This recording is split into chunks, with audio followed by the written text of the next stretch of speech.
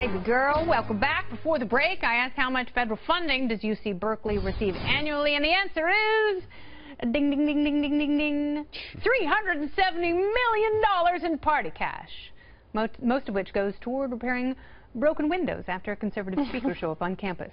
It's an issue the school claims they were trying to avoid when they decided to cancel Ann Coulter's lecture that was scheduled to take place next week. The Berkeley dean emailed students that his staff couldn't find a safe and suitable venue, so they were forced to punt.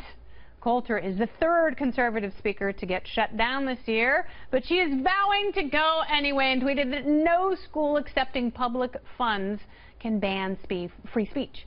Does she have a point, or should Berkeley be allowed to take the money and run? The party panel is that Kirsten Haglund, Anthony Fisher, and Jessica Tarlov. Anthony, you write about speech extensively. You have for years. And is this an example of a coddled snowflake factory like UC Berkeley just deciding what narrative to expose their students to? Or is Ann just being really smart about creating a kerfuffle so she can sell more books? It's both, and it's worse than that, because this is actually the heckler's veto. So it's basically an institution like UC Berkeley going against the Constitution and in violation of, you know, the things that are attached to the federal funds, saying, you know what, people are going to act really badly if you come here, so we need to listen to them.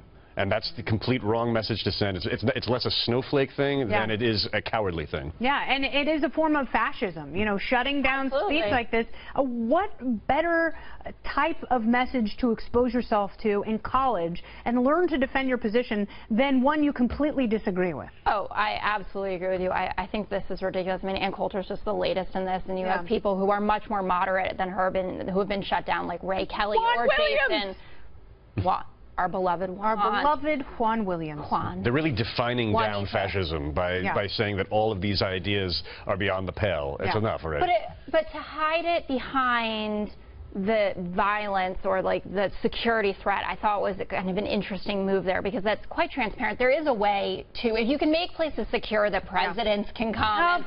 There's a way of doing it. You can get Ann Coulter somewhere. Yeah, and what's really sad too is that this, by canceling her speech, it just incentivizes that behavior again in the future. It shows that it works. It works. It really right. You know, but it's like giving a kid a cookie during a tantrum. Seriously, and you're right, and no one wants to give a kid sugar when they're flying off the wall. Exactly right, Kirsten. But what's scary to me, though, is that this is our next generation. I go and speak on college campuses all the time, and you know, there's a marked difference between when we were in school versus the kids that are there now. And I call them kids because they're still an adolescent. Ancient millennials. They're going to be on their parents' insurance till they're 35. They're kids.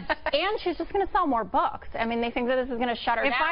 If I were a conservative writer, I would write a book that I know would upset college students. How many speakers did you have? How many speakers did you have to sit through at college? And if you only knew that you had to threaten violence to get out of hearing them, like, I mean, Marxist. Seriously, that's what I'm saying. Get through. We all did.